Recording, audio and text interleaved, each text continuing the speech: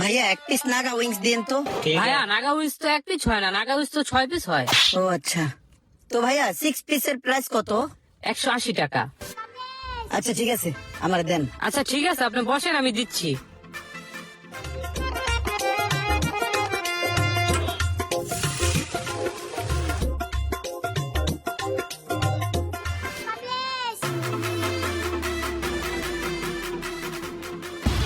হ্যাঁ ভাই, জি ভাই, এ কি বানাইছেন?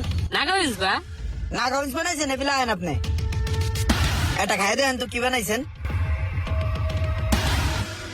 স্যার, টেস্ট তো সব ঠিক আছে। টেস্ট ঠিক আছে? আপনার কপালে মনে হয় ভালো গেছে। আপনি এক কাজ করেন, এটা খাইয়া পরে আরেকটা লন, দেন এটার ভিতরে অন্যরকম স্বাদ। ভাই এটার টেস্ট তো ঠিক আছে। এটার টেস্টও ঠিক আছে না? এই যে আরেক পিস আছে, এটা খাই দেন, এটার অবস্থা কি? তাহলে আপনার বিল হয়েছে